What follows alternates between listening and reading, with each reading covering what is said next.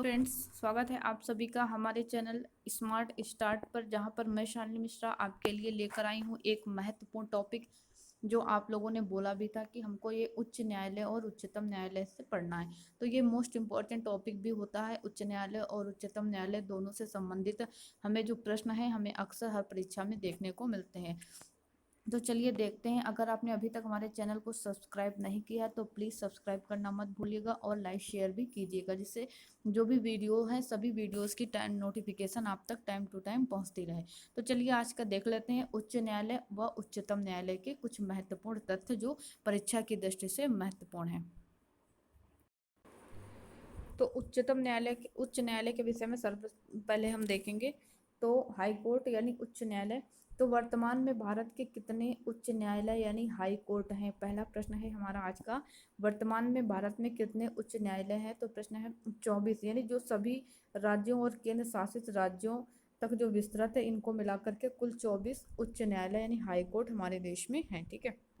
अगला है, भारत के प्रत्येक राज्य के लिए एक उच्च न्यायालय होगा, और लेकिन संसद विधि द्वारा दो या दो से अधिक राज्यों और किसी केंद्र शासित राज्य के लिए एक ही उच्च न्यायालय रख सकता है। ये व्यवस्था संविधान के किस अनुच्छेद के तहत आती है? ठीक है। मतलब प्रश्न फिर से देख सकते हैं कि भारत के प्रत्येक राज्य के लिए एक उच्च न्यायालय होगा, और लेकिन संसद विधि द्वारा दो या दो से अधिक राज्यों और किसी केंद्र शासित राज्य के लिए एक ही उच्च न्यायालय रख सकता है। ये संविधान के किस अनुच्छेद में वर्णित है? या इसको ऐसे भी समझ सकते हैं कि उच्च न्यायालय का प्रावधान संविधान के किस अनुच्छेद के तहत है? तो अनुच्छेद 214 है, जिसमें उच्च न्यायालय का प्रावधान किया गया है। ठीक है। अगला है, क्या उच्च न्यायालय भी अभिलेख न्यायालय है जिसकी अवमानना पर किसी को दंडित किया जा सकता है? क्या उच्च न्यायालय भी अभिलेख न्यायालय है जिसकी अवमानना पर किसी को दंडित किया जा सकता है? तो हाँ, अगर उच्च न्यायालय की अवमानना कोई करता है तो उसके लिए उसको दंडित किया जा सकता है। ठीक है। अगला है, राज्य न्यायपालिका का शीर्ष कौन होता है? राज्य न्यायपालिका का शीर्ष कौन होता है? तो उच्च न्यायालय होता है। जैसे केंद्र का कौन होता है? उच्चतम न्यायालय होता है। तो राज्य का उच्च न्यायालय होता है। ठीक है। अगला है, संविधान का अनुच्छेद 216 उच्च न्यायालय के बारे में क्या कहता है? संविधान का अनुच्छेद 216 क्या कहता है? तो अनुच्छेद 216 कहता है कि इसका गठन एक मुख्य न्यायाधीश तथा ऐसे अन्य न्यायाधीशों से मिलकर होगा जो समय समय पर राष्ट्रपति द्वारा निर्धारित किए जाएंगे। यानी अनुच्छेद 216 कहता है कि उच्च न्यायालय का गठन किससे होगा? एक मुख्य न्यायाधीश से होगा, और अन्य ऐसे न्यायाधीशों को मिलाकर होगा जो समय समय पर राष्ट्रपति द्वारा निर्धारित किए जाएंगे। ठीक है।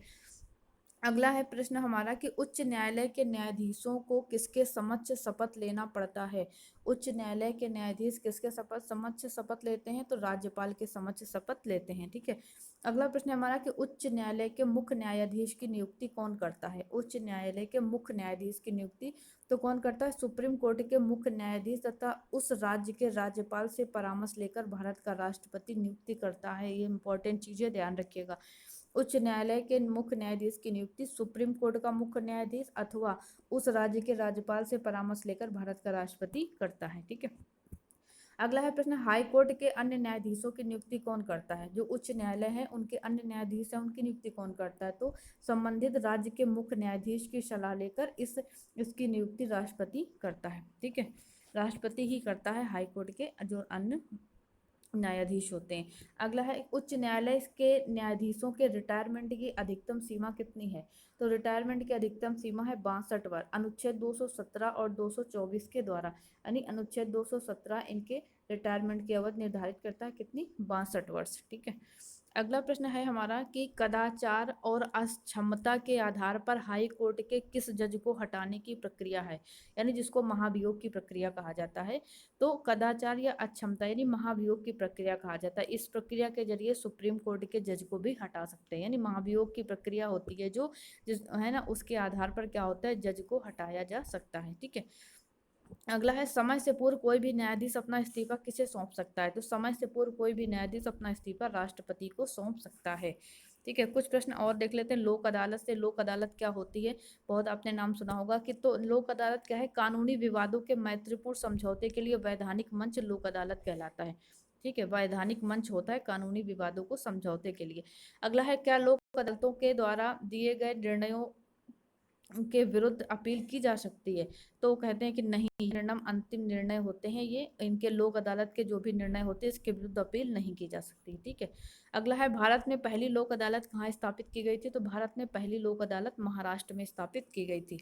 ठीक है। अगला प्रश्न है, भारत किस राज्य की उच्च न्यायालय ने सबसे पहले बंद को असंवैधानिक घोषित किया था? बंद को असंवैधानिक, तो केरल हाईकोर्ट ने सन 1997 में बंद को असंवैधानिक घोषित किया था। एक महत्वपूर्ण प्रश्न आया यहाँ पर, खंडपीठ क्या है? तो खंडपीठ के बारे में जान लेते हैं कि खंडपीठ वैसी जगह जहां हाईकोर्ट अपना मूल स्थान के अलावा भी कार्य करता है। ठीक है।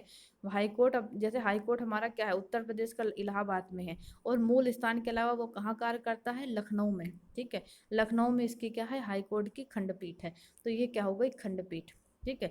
यानी इसी तरह मध्य प्रदेश का हाईकोर्ट जबलपुर में है, इंदौर और ग्वालियर में इसकी खंडपीठ है। कुछ केंद्र शासित प्रदेश हैं जिन जहाँ हाई कोर्ट नहीं है, वहाँ उनकी खंडपीठ ही फैसला सुनाती हैं। ठीक है। तो ये था हमारा टॉपिक किससे, उच्च न्यायालय से संबंधित। अब हम बात करेंगे उच्चतम न्यायालय की। तो उच्चतम न्यायालय की बात कर लेते हैं। सुप्रीम कोर्ट, सुप्रीम कोर्ट की कुछ बात करेंगे यहाँ पर। तो सर्वोच्च न्यायालय यानी सुप्रीम कोर्ट के गठन का संबंधी प्रावधान किस अनुच्छेद के तहत है? तो अनुच्छेद 124। वो कितने पर है? 214, 124, 201 और 2 का यानी डिफरेंट है। तो ऐसे इसको याद कर सकते हैं कि उसको 214 हाई कोर्ट और 124 सुप्रीम कोर्ट। ठीक है। के तहत इनका क्या होता है कि गठन होता है। ठीक है। अगला है, वर्तमान में सर्वोच्च न्यायालय में न्यायाधीशों की संख्या कितनी है?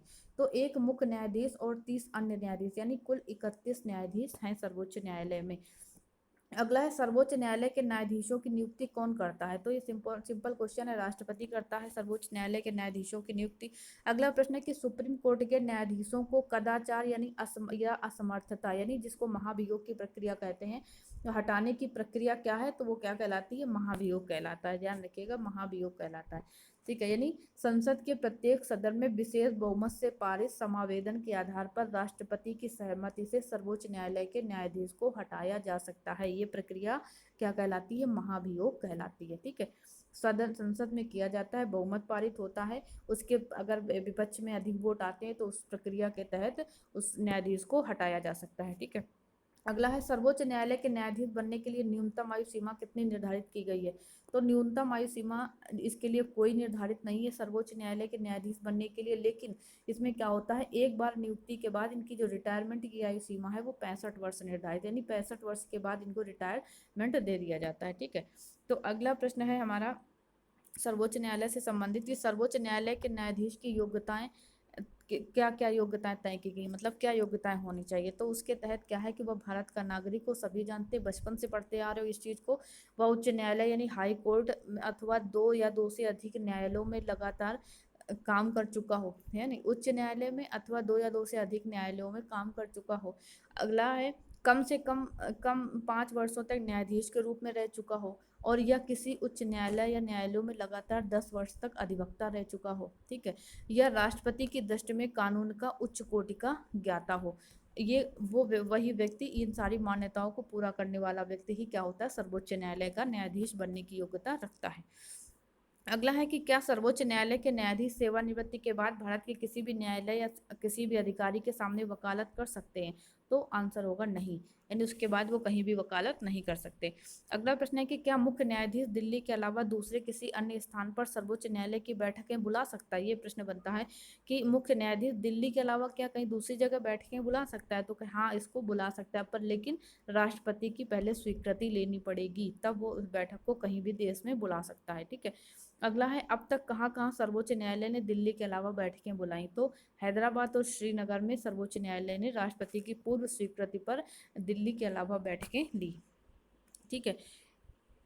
और अगले प्रश्न की तरफ चलते हैं कि सर्वोच्च न्यायालय के का जो क्षेत्रीय अधिकार है, ये महत्वपूर्ण चीजें हैं, इनको आप जरूर ध्यान से सुनिएगा कि सर्वोच्च न्यायालय के अधिकार क्षेत्र में कौन कौन सी चीजें आती हैं, उनको हम यहाँ पर देख लेंगे। ठीक है।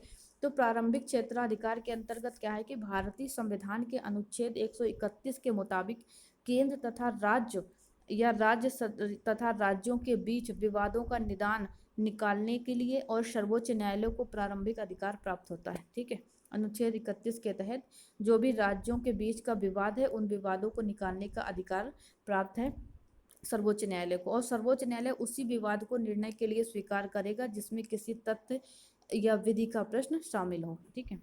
अगला है मौलिक अधिकारों का रक्षक है सर्वोच्च न्यायालय हमारा, ठीक है। भारत का सुप्रीम कोर्ट नागरिकों के मौलिक अधिकारों की रक्षा करता है, अनुच्छेद 32 उसे इस बात की जिम्मेदारी देता है।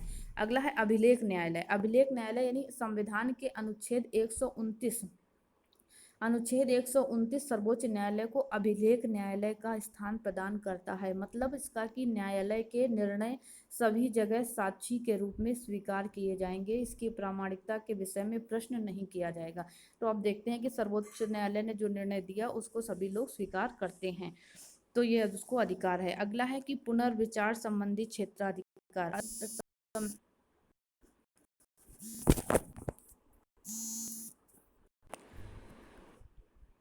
उसके बाद ये क्या करता है कि मतलब पुनर्विचार संबंधी जो क्षेत्राधिकार है उसमें संविधान के अनुच्छेद 137 के अनुसार सर्वोच्च न्यायालय को ये अधिकार प्राप्त है कि वह स्वयं द्वारा दिए गए आदेश या निर्णय पर पुनर्विचार कर सके, ठीक है। अगला है परामर्शदात्री क्षेत्राधिकार। राष्ट्रपति को ये अधिकार है कि वह सार्वजनिक महत्व के विवादों पर सुप्रीम कोर्ट का परामर्श मांग सकता है, और न्यायालय के परामर्श को स्वीकार करना या अस्वीकार करना ये राष्ट्रपति के विवेक पर निर्भर करता है, ठीक है। अगला है अपीलीय क्षेत्र। अपीलीय क्षेत्र संविधान का अनुच्छेद 132 के तहत क्या है, उच्च न्यायालय के अंतिम आदेश या निर्णय के विरुद्ध सर्वोच्च न्यायालय में अपील की जा सकती है। देश का सबसे बड़ा अपीलीय अदालत कौन है, सर्वोच्च न्यायालय है, और इसे भारत के सभी उच्च न्यायालयों के निर्णयों के विरुद्ध अपील सुनने का अधिकार भी है। तो ये थे कुछ प्रश्न जो हमने उच्च न्यायालय और उच्चतम न्यायालय से आज लिए। आपको कमेंट करके ये बताना है, इस वीडियो के नीचे कमेंट बॉक्स में ये बताना है कि भारत में वर्तमान सुप्रीम कोर्ट के मुख्य न्यायाधीश कौन है, ठीक है।